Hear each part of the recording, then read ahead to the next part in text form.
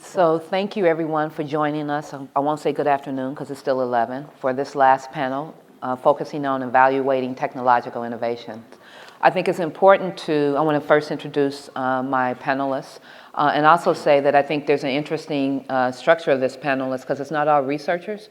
We've intentionally have a combination of researchers, those who lead companies, and also individuals who lead organizations that are designed to sort of help teachers. So I'm Nicole Pinker, and I'm faculty here at Northwestern in the School of Education and the Learning Sciences. We're joined by Jim Flanagan, who's the Chief Operating Officer and Strategy Officer for ISTE, Krista Marks, who's the co-founder and CEO of Woot Math, and Herb Ginsberg, who's a Professor Emeritus of Psychology and Education at Teachers College, Columbia University. So the first question I want to start with is going to help give a sense of the context in which they're working. And so in your space of work, can you think about what are the key problems of education and how are you using technological innovations to impact those questions? And I'll start with you. Should I go ahead and start? Mm-hmm. Yeah, ISTE really is kind of a broker in this space. We're a membership-driven nonprofit. We have 20,000 members who are educators across K through 16 across the globe and pre-K as well. And amongst those members are also researchers. So we've got just a wealth of both consumers of information and drivers of change and researchers. And so ISTE's, one of the key roles in that is to make sure that information can flow in an effective way. And even though technology is in our title, we don't lead with it. We see ourselves as pedagogy first, technology second. So we want to be a good trusted broker to help folks validate the efficacy of technology when it should and should not be applied. So I think, so that's sort of what math is interested in, and also speak where I think technology is interesting in terms of the classroom, and that's to amplify teacher practice. I think that my belief is that learning is a social thing, and that when technology is most effective is when it helps amplify these practices that we know are great. And I'll just give one example. Formative assessment is something people have done forever. That's not a new thing, but it's something that is really hard to do in large classrooms.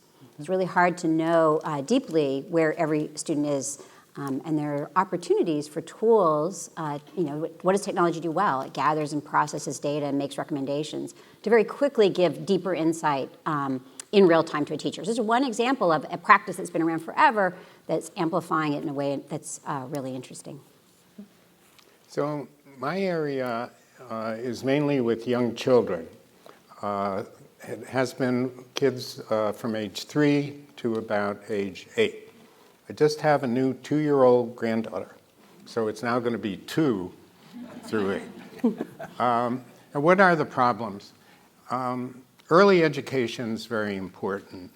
And when you go to preschools in New York City, in poor areas, you will see kids who have tremendous potential who are not learning very much. And you see that the classrooms are not very interesting.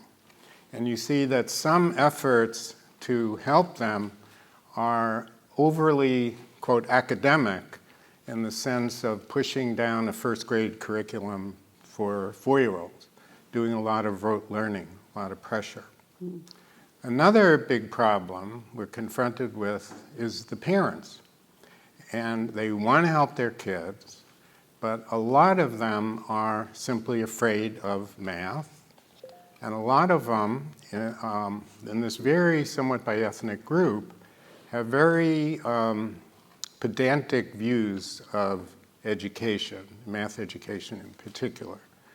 They want the kids to learn, and they think the way you do this is you drill them. You go to Kmart and pick up a drill book, and you start on that with your 3-year-old or 4-year-old. Another problem in my area is the teachers. A lot of preschool teachers are afraid of math also. They're not very different from the parents. They don't want to teach math. They don't know how to do it.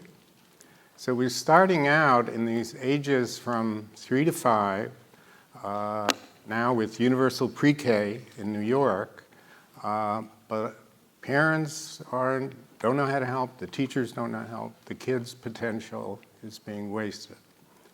So the problem is, how can we use technology to deal with this?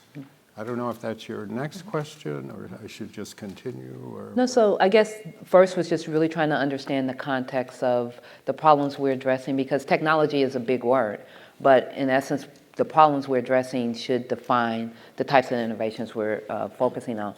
And then just sort of setting some context here.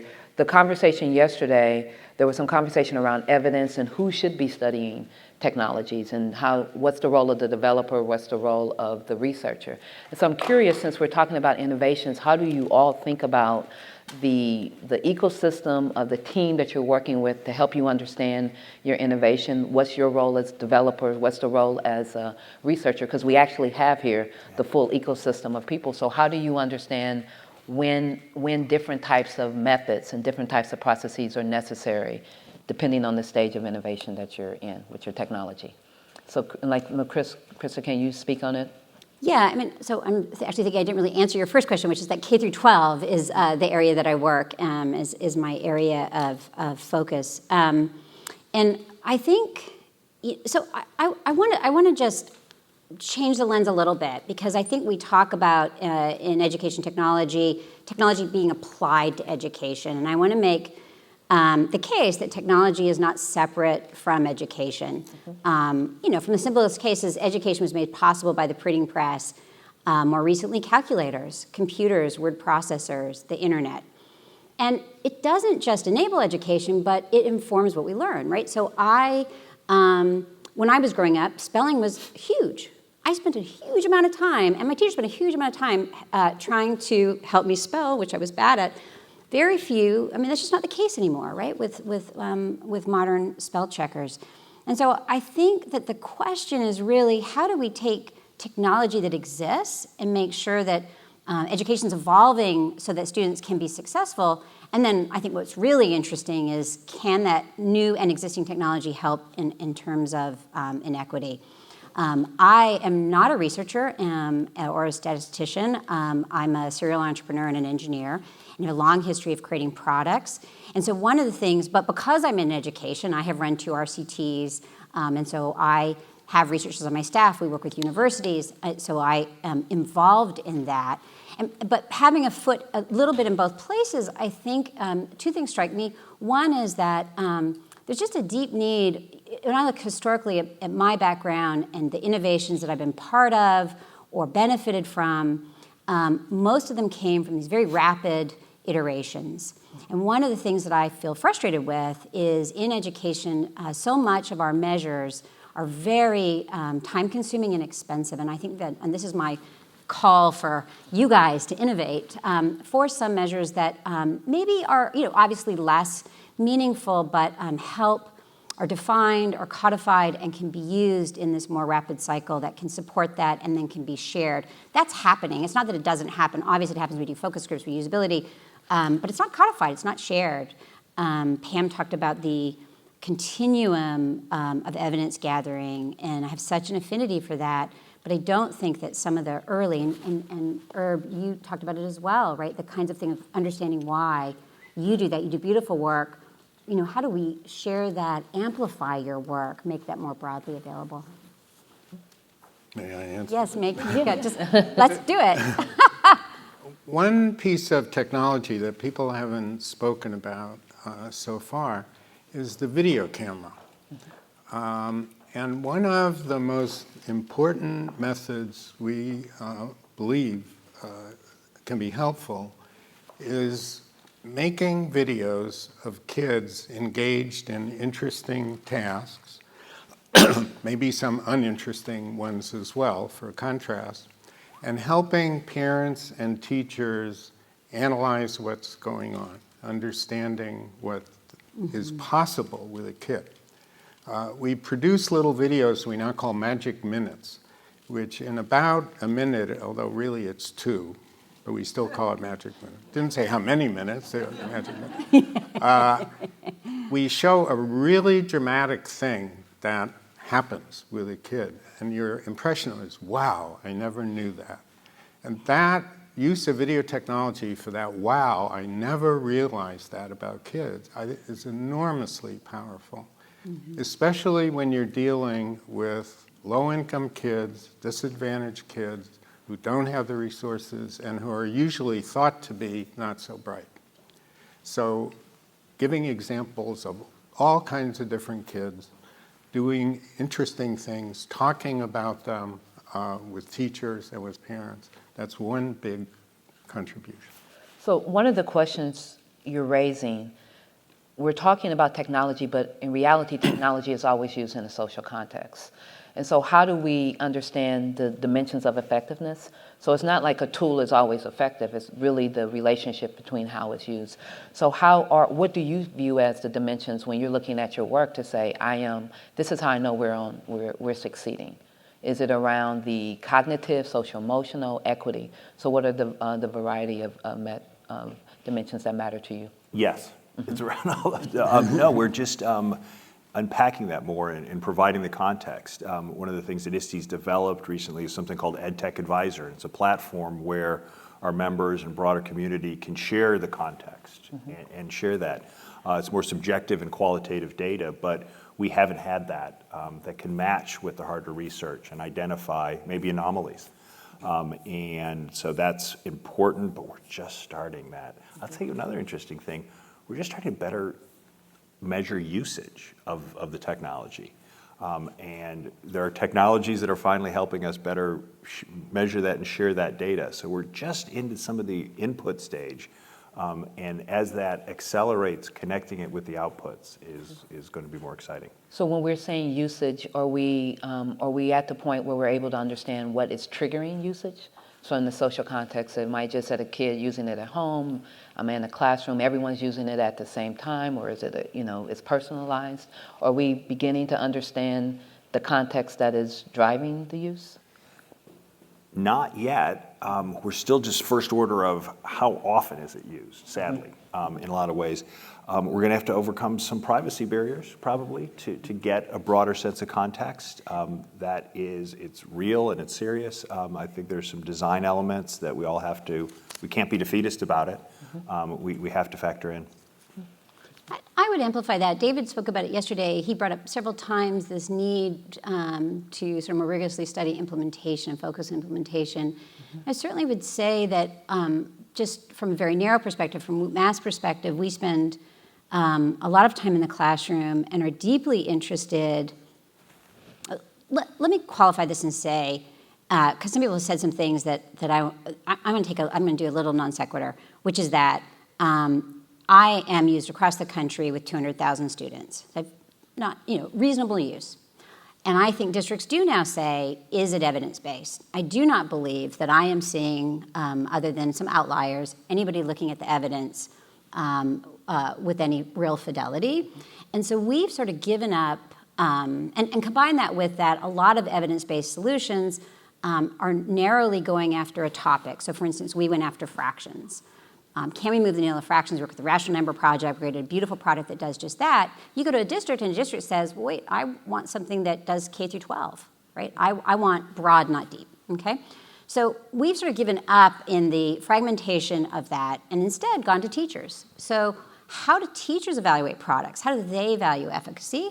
And some of the things, and then so one of the ways we do that is we go in the classroom. And one of the most fascinating things is, does it engage their students? So that's really just a very proximal, interesting measure, right? Does it engage their students?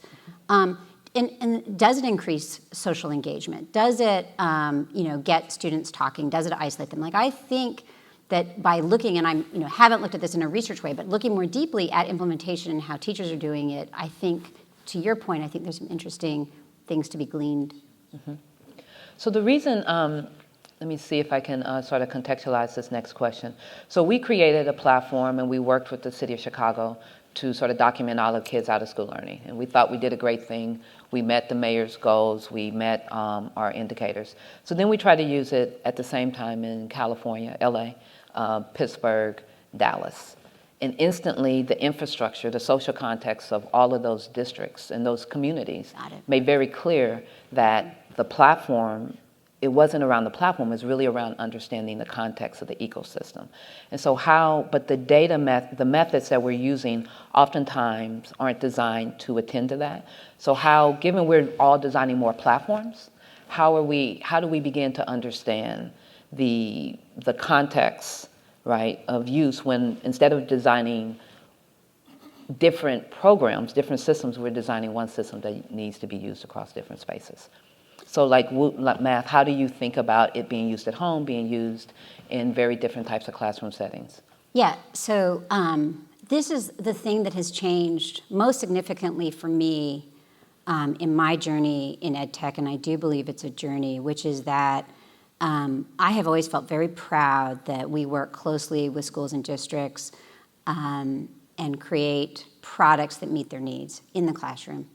And then I was at an ISPI conference, and Beth gave a talk about how we all do research in our backyards, and we all create things just as you did, right? Mm-hmm. And so she has created a tool that allows you to actually figure out, sort of what part of the demographic are you dealing with, and are you actually getting representation? And we are at the early days, but one of the things I think we have done poorly is not tried to develop in a range of contexts. I mean, certainly in our backyard and with low-income students, and we have a high Latino population, but there's lots of other populations we're not reaching. We don't reach rural. We don't reach the Black population. And so we are now intentionally going after populations, working some schools in D.C. But I think that's a new awareness, and I think you're right. I think we have undervalued context. Mm-hmm. Anyone else want to speak to that? Just building on that, seeing it used in the context. It's not even researching it from afar. And I reflect on some of the great stuff that we're talking about with meta-analysis, right? And that can be layers removed, and there's power in that. Clearly there's power in that. But bringing it back down to seeing even videos, right? And seeing the context and that learning and just that constant iteration that has to happen back and forth. Mm-hmm. Yeah. And maybe being okay that all tools are not for all contexts. Like maybe being okay that it doesn't mean a tool is bad because it only works in a narrow context. And if it's helpful in that context, that can also be okay, I think. What is our role then as developers or as curators of making clear the ideal audience such that individuals understand how it's designed for them? Absolutely. Well, fourth grade. What an artificial construct, right?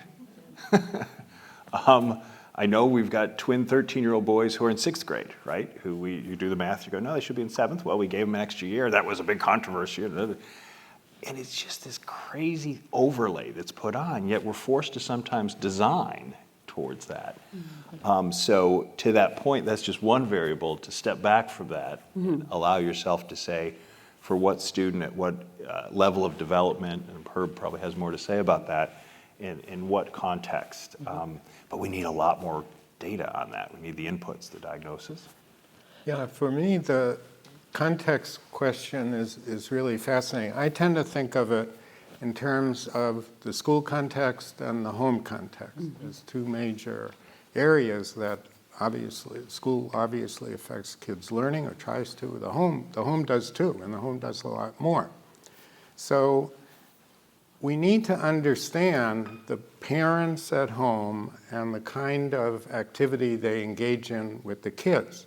There's a big body of research on funds of knowledge that Louis Moll and other people have done, investigating the practices of teaching math in a broad sense among Hispanic families, I think in either Arizona or New Mexico. And at the same time, he worked with teachers to find out, well, what's their context of teaching math? They're very different. The parents may have values that are very different from the teachers. in those families, the educación idea was very important, respect for teachers and so on. The teachers wanted kids to learn in more creative ways. And so there's a bit of a clash in context between home and school. And then the question, well, what do you do about that? You tell the parents they're wrong? No, you work with them, you try to understand them, you try to change their approach somewhat, and you try to change teachers' approach somewhat. So the home and school context is not considered very often with people, by people who develop math software, for example, where they tend to think of you have an individual kid with this piece of software, leave the kid alone, let him do his thing, and then he will learn. Right? So that's not a great model. You're bringing up two issues, personalization and socialization, but also connected with that is the fluidness with which, because of the technologies, learning is moving across spaces, right? So it's not just school. You might design for school, but if a kid has a device, they can access it at home or they can access it in out-of-school spaces. So from the personalization, how do we think about the social interaction, designing for social interaction, and designing for different types of teachers? So there's your teacher, there's your parent as a teacher, there's your out-of-school educators as a teacher. But oftentimes our data policies keep those as silos. And so while you might have 3 different caring adults trying to support your development of math, oftentimes they have very different systems of understanding your learning. So how can we begin to think about new policies, new frameworks for thinking of learning as not siloed, but as really integrated across these different spaces and using the affordances of the different spaces for what they can do best? And you actually, so you sort of introduced 2 questions, right? So you sort of, the sharing of data across spaces and bringing these adults that care about a single child, sort of more holistically together. But I want to talk to your first question, which is about socialization and isolation. And I feel like we get way too caught up, for good reason, with technology as a screen. And I think we do not think enough innovatively about the uses of technologies that have nothing to do with a student staring at a screen. So I think that students are social, have always been social. In fact, our classrooms have become more social. When I was in school, and I suspect it's a lot true for you guys, a teacher spoke, we listened, we took notes. There was no group work, right? Group work has really become a core part of teaching. And so we've actually become more social. Students are social, and there's always been ways to facilitate that. I would go to board games. Board games facilitated a social interaction. There's wonderful opportunities for technology in the classroom to facilitate social interactions. One of the reasons teachers are reluctant to do group work is it's very hard to measure. It's messy. What happened there? Was there an outcome? Did it work? Technology can actually help with that. And so I feel like rather than saying, our focus is always like, oh, screens, students sitting by themselves, that's so sad. That, I'm trying, let's go beyond that, so imagine beyond that. Maybe we're not there yet, but I think the opportunity there is so exciting and so great.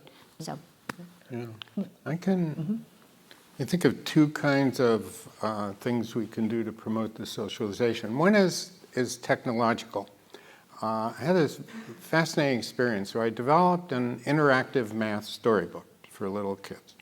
And an interactive math storybook, you have the words on the page, and they can be spoken automatically, right?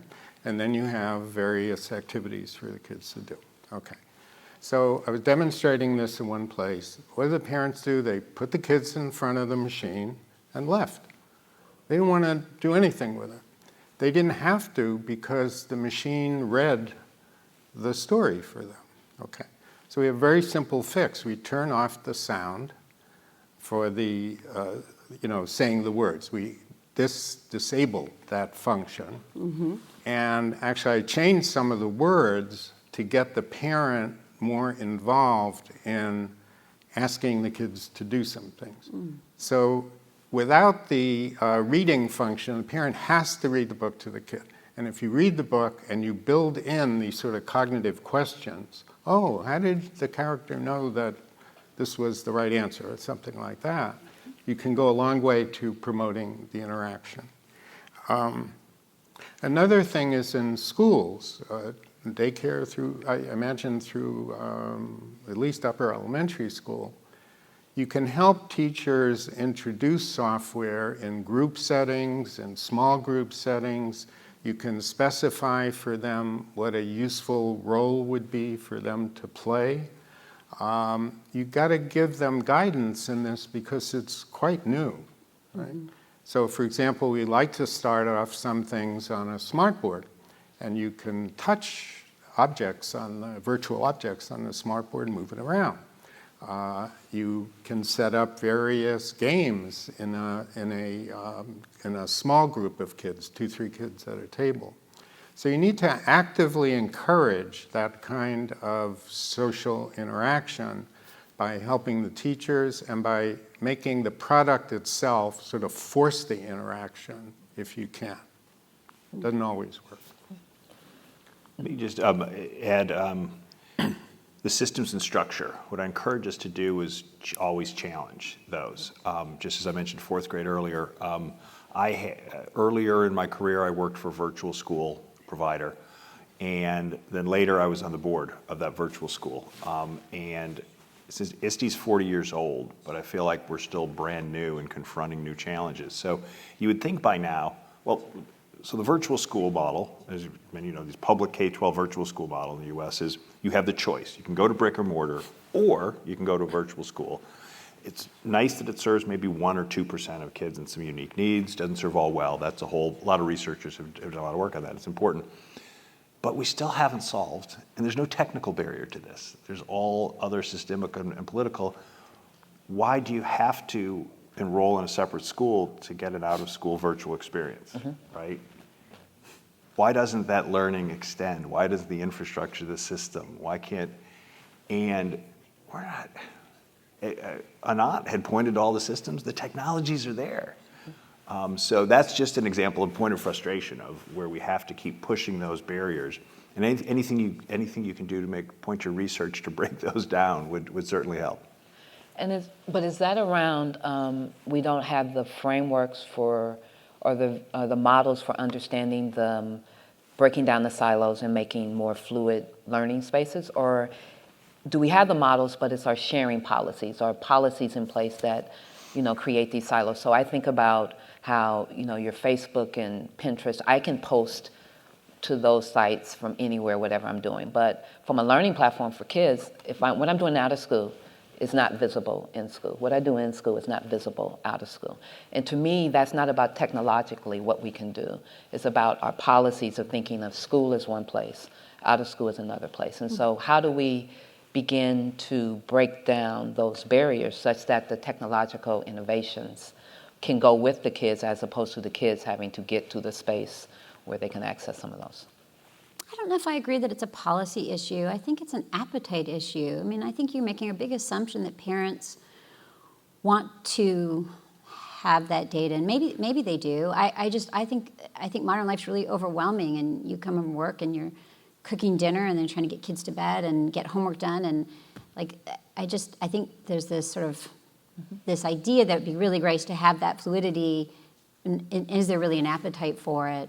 Because if there's an appetite for it, it seems like it would happen. So I don't think parents want data.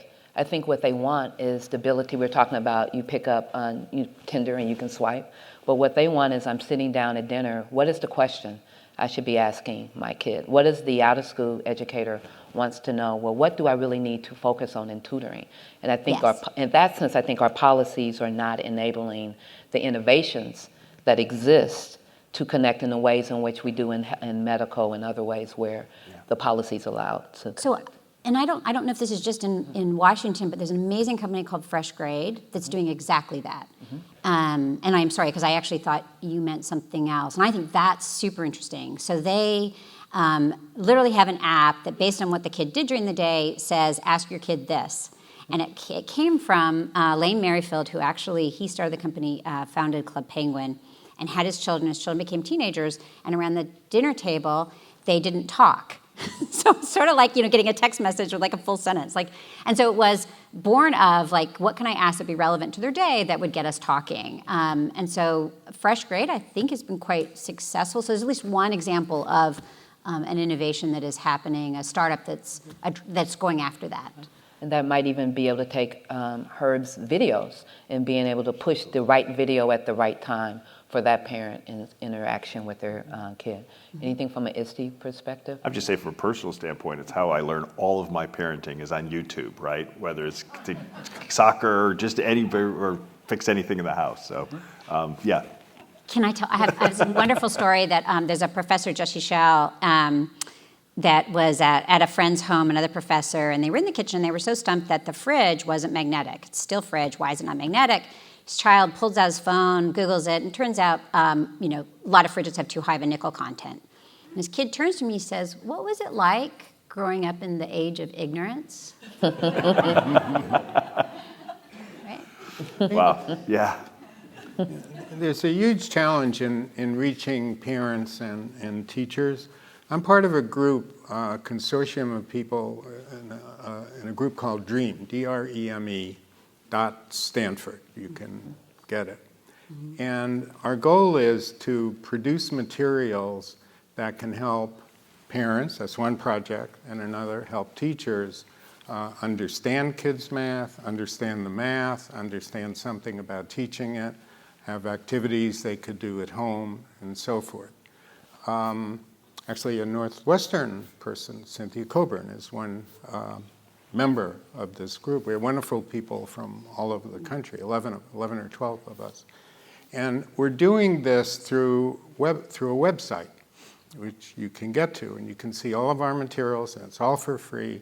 And you can look at videos of kids doing interesting things with my commentary on it, for example. You can look at explanations of the math itself. You can look at activities that you could do at home. Our teacher education site is up and running now. The parent one is behind. It will be probably in the fall. So we want to find out, are people going to look at this? Are they going to download stuff? So clicks and simple things like that we're beginning to get right now, and people use Google Analytics. I don't do this myself, but it's possible to get all that. So we need to find ways of determining, are people actually using this?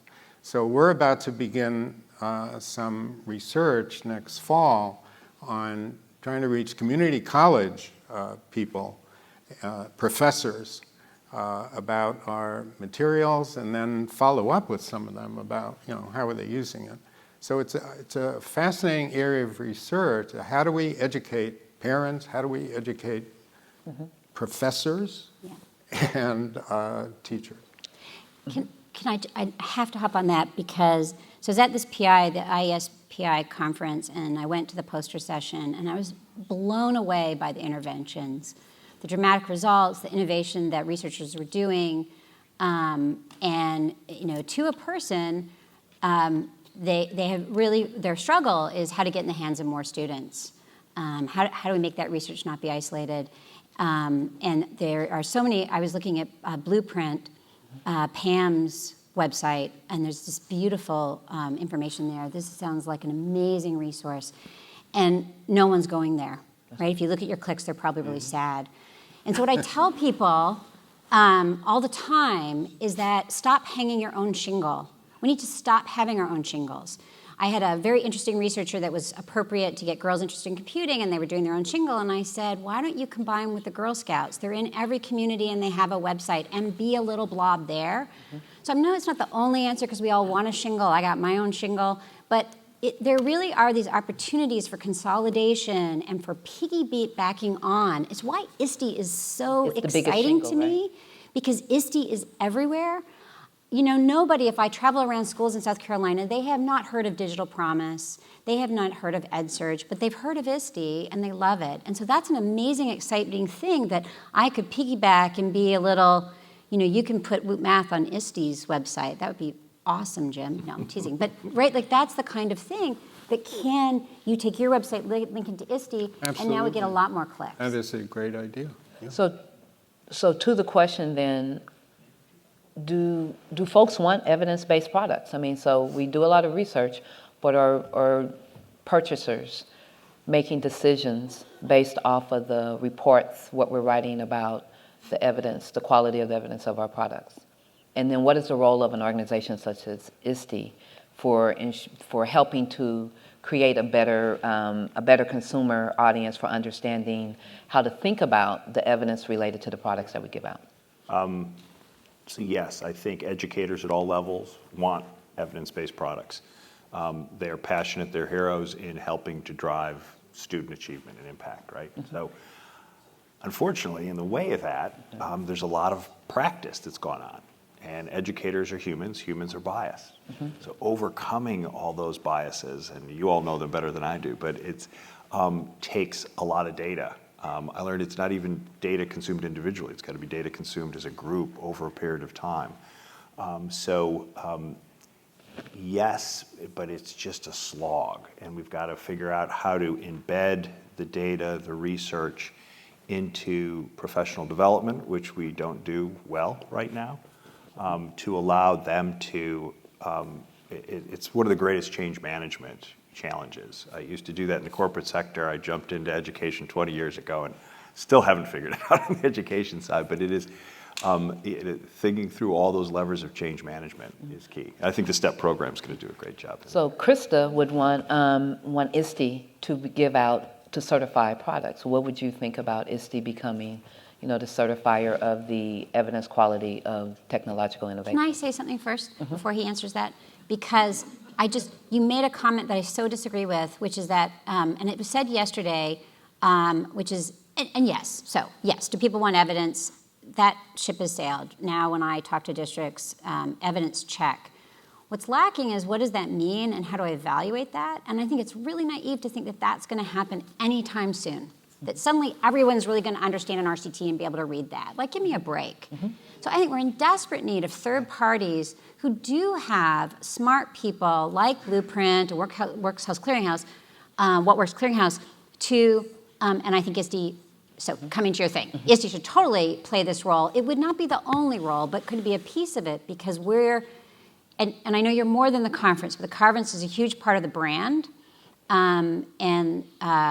So just as an example, Common Sense Media has a validation thing, and you get a little sticker, and we put our sticker on our booth when we exhibit, and that people talk to it, and then we put it on our website, and we evaluate where traffic comes in, and one of our biggest recommendations is the review from Common Sense, which a lot of people don't actually know about, but it's the biggest referral that is a complete doesn't know anything about us. And so now you can talk.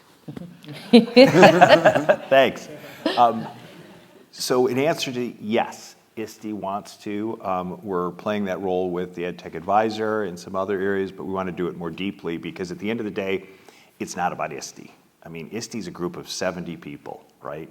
What ISTE does is we broker and we pull together. So breaking down the barriers between the research community and the great data, I'll tell you a secret, ISTE has 2 research journals. I'm not going to ask you to raise your hand if you've ever read them or submitted to them, right? But there's too many isolated instances out there that we're not even breaking down within our own group. So yeah, we want to help just source that and broker that. And I think do it in a trusted way, and we have to work to maintain that trust every day. I think we've done a good job, but it's important. Okay. Just another question, and then we're going to open it up to the audience.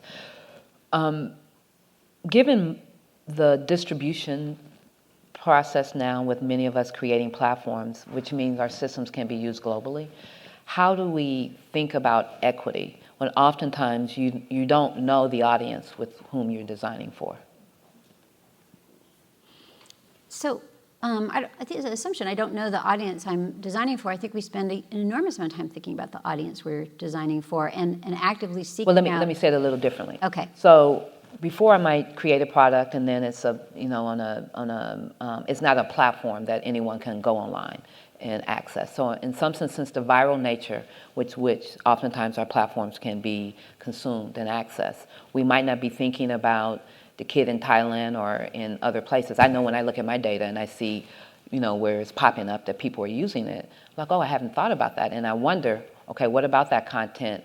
how is it being consumed by them? Oh, what do I need to be thinking about? Because I wasn't thinking about the use in that context. So I'm curious, how do you, when your systems can fluidly be used by others, how do we think about, or how should we be thinking about issues of equity?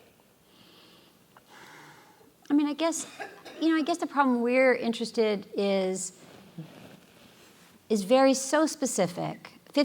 More than 50% of American students don't get through algebra. That is the problem we're interested in. Mm-hmm. That is the problem we went after for American students, and deeply understanding who's not getting through, where are they, why aren't they getting through, and what do they need to get through. And so the fact that I'm used in Australia or England, we actually even stopped charging to be used in those countries, because I spend zero mental energy thinking about that.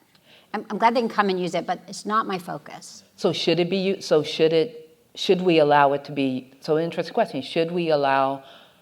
I mean, we really can't stop it, but in some sense, well, we could. Should we allow our systems to be used in places where we have not intentionally thought about the implications for its use? So the way we handle So think about that, like Facebook, for example, right? How Facebook has been used in ways in communities. Exactly. No, I think it's fair, and we have been contacted by other countries, and we have tried to be really clear about what we like. So, for instance, we're kind of heavily used in Canada, and we make very clear we actually don't just use. We're not just metric, right? We also have the English system, and so. You just need to be aware of that if you're going to choose to use this. So we make a small amount of effort to say, this was designed for a very specific audience. It may not meet your needs. Mm-hmm. First thing I'd say is partner with thought leaders like Nicole Pinkard. That's what ISTE's working on right now. Mm-hmm. And but we are just maybe slowing down a little bit. Mm-hmm. Right? There was a little bit of shoot, ready, aim out there to think of, let's try something innovative. And I would often say, well, equal's great, but equal to what? Mm-hmm. Equal to 20th century? That's not going to solve the problem. And right or wrong, it's just being much more thoughtful. And I'm starting on a personal journey on that. And it is challenging, breaking down understanding my own biases. And organizationally, ISTE's doing that. And so I don't have any idea yet. Mm-hmm. But and spending a lot of time on that journey, and it's exciting, scary but exciting. I think the issue is very interesting with young kids, and in the case of math software and other technologies, there's a lot of research on young children's mathematical thinking all around the world, and in general, I think it is really fair to say that there are cognitive universals in this area, and that the cultural variations are relatively minor. Mm-hmm. If that is the case, when we are creating software, we create stuff that we know will not be offensive to anybody, right, or totally irrelevant. But often, if you have simple objects and animals and things like that, can work all around the world. And of course, it's very easy then to change the language. That's trivial in the software. You get new sound files. So in general, I don't worry about it in the sense that I want to produce challenging and interesting software that I know kids around the world can use if it's introduced well. Mm-hmm. I also think, at least for math education, some of the things, just to piggyback on Herb's comment, like graphing calculators or digital manipulatives that need to be used as much as graphing calculators, are sort of language independent, and I think can be used without thought of context. That's a small number of things. Those are tools and not content, right? Right. I'm going to open up to the audience for questions. And I will say, as we're going for questions, I do think the context of math is probably one that's a little more universal. But if we were talking about other content areas, I would say that the equity issues as they play out across different communities and cultures matters more. Any questions for the audience?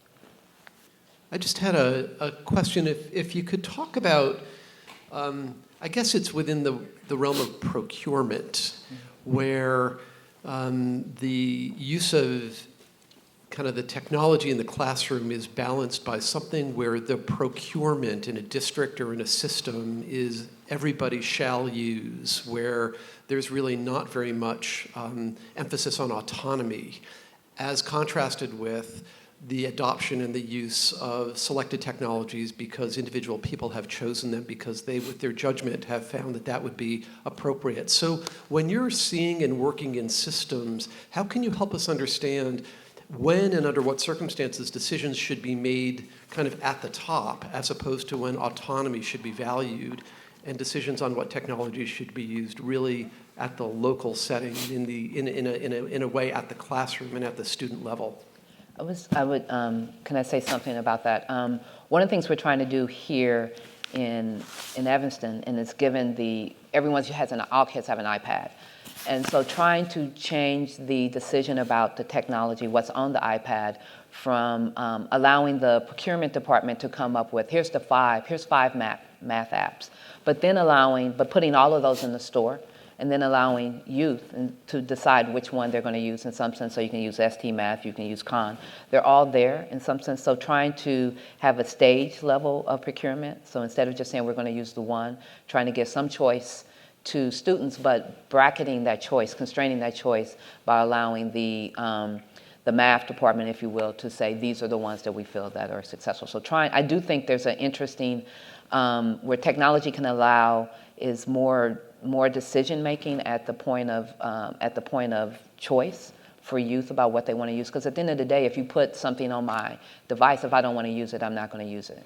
And what we have seen in trying to look at the use, so I will say there is one problem, is that oftentimes with, and particularly with the iPad, you now no longer can get that data back. So there's some interesting ways in which the methods that we need to understand how youth are using these devices, which systems they're using. Can we get to micro payments? So I pay a small fee, and then I get paid as a developer based on the use, as opposed to having to convince the district to pay this big fee up front, and then oftentimes they don't get any use. So I do think our methods can allow us to think a little differently about selection, but then also look at participation and use. Anyone else?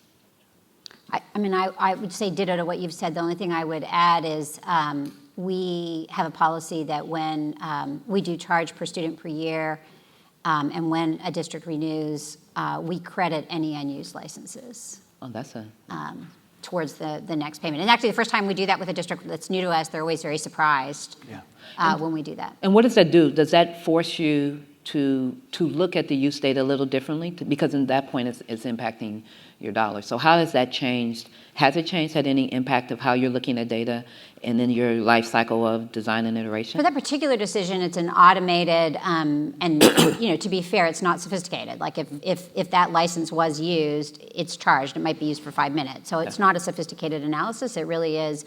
There are licenses that, like if they bought 5,000 licenses and there was only 4,500 ever used, we credit you.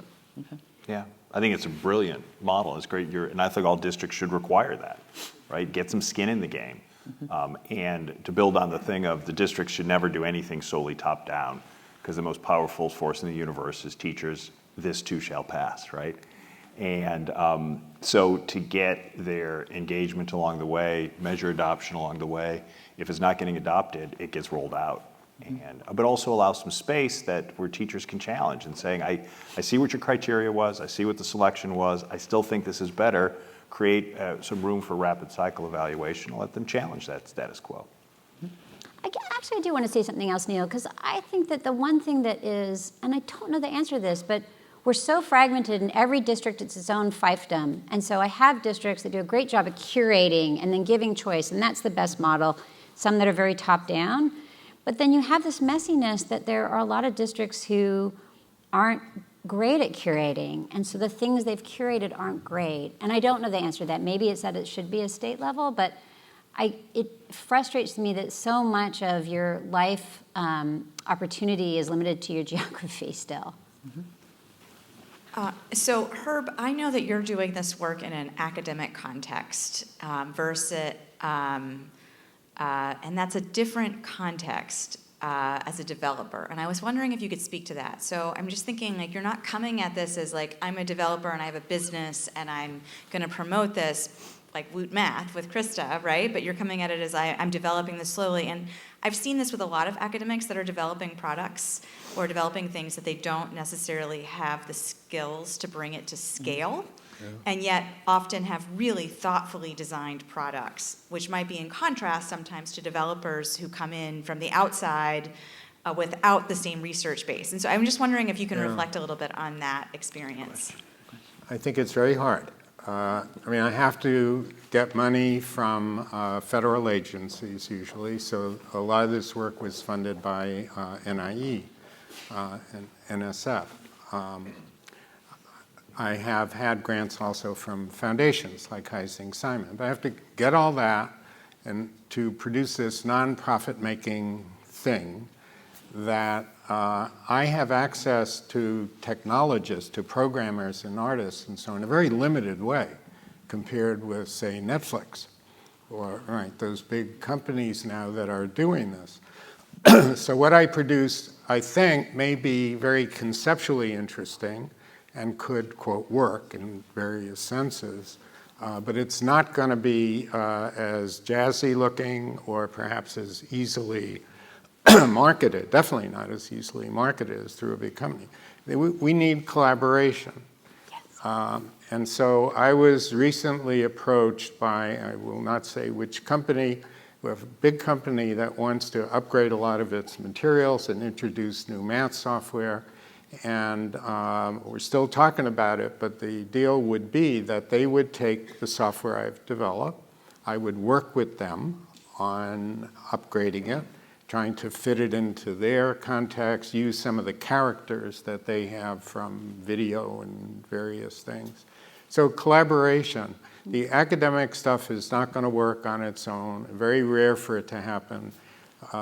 Something like Logo, for example, started at MIT in academic context, but Papert made an effort to not commercialize it, but to make it more popular. Or like Scratch is a more recent example. Mitch Resnick has done this. He has, people all over the country working with it. But he probably cannot reach the size audience that a commercial publisher Herb, it's interesting. Scratch is transitioning to be standalone, and it's the challenge that a lot of the startups have is how do you, and everything's a startup, right? Yeah. Then how do you scale? And part of you have to know at the beginning. So we've done some technologies, and the challenge is when you go talk to someone to get the next round, to get funding that's not from research labs, the first thing they ask is, who have you talked to about your innovation? Who have you shared it with? And as academics, what we're supposed to do is share and talk about and make visible. Yeah. And so there's something messed up in the process that we have to think about. And oftentimes we're not the best people to take something always to completion. So the models aren't exactly right yet, and I think there has to be some intentional conversation because there's phenomenal technologies and products that have been developed and are used in academic settings that don't make it out of here because there isn't also the incentive to do that. The incentive, if I'm not even tenured, for me to then go spend time to take this innovation and take it to the next level is just not in place. So I think there's some need to have some intentional conversation around this. Yeah, one other response to the best thing. One thing I've learned along the way is how little commercial developers know about kids and math learning and values about education. Present company excluded. No, but seriously, I've consulted with people developing software, well-known places, and honestly, they haven't a clue about how kids learn and what the math is like that kids ought to learn. Their motivation is financial, and they tend to think of this stuff, games, we're going to have jazzy games. Maybe not so much violence anymore, but we're going to have exciting games, and it should be much. Or even worse, it's a worksheet, and then for doing the worksheet, you get to play the space game. Yeah. I've worked for some of those companies that Herb, right? So, but Woot is an exception, wonderfully. But I want to give a quick point of some of the change going on, and it goes back to Wendy's work, right? I had the opportunity, I went to Kellogg ages ago. I could never get in now, but it's great to still be affiliated. And these brilliant young students who were interested in making a difference. So connecting with them, most of them had Teach for America backgrounds. So to see that synergy start to happen, I'm really excited about. And we're also hiring a lot of them at ISTE. It's just it's an exciting time. Can I say two quick things? One is, I think in terms of transferring research to scale in the marketplace, MIT has done an extraordinary job, and I think there's things that can be leveraged and learned from what they've done there. It has a dark side too. It's not perfect. And then the other thing that I just want to say about Herb that he didn't say, I'm so shocked that you didn't say, is he keeps inspiring graduate students to graduate and create companies. One of my favorite early learning math companies is Teachly. 3 of his graduate students graduated and started it. And so in some ways, your ideas are going to scale and being commercialized indirectly as well. Yeah. I should have mentioned that. Yeah. Okay, and I would want to end, we're about to end this panel. I think one of the challenges, to your point, that we need to think about is if our innovations in academia aren't making it out into the wider place, we do need to begin to understand how to have better partnerships with the for-profit to be able to get the data in. Yeah. So if we even think about learning systems, I've seen way too many situations where junior researchers end up in, or graduate students have to go into the companies to actually get access to the data to understand, which oftentimes they don't come back out. And so there's an interesting, if we're trying to understand the impact of social learning, I mean, Facebook, you got to be in Facebook. And so I think there's a barrier if the barrier in the relationship between academia and educational developers, particularly around developing methods and research around understanding the learning that's taking place, that we have to begin to address. But with that, it's 12 o'clock. So thank you for being on this panel. Nicole, appreciate it. Thank you.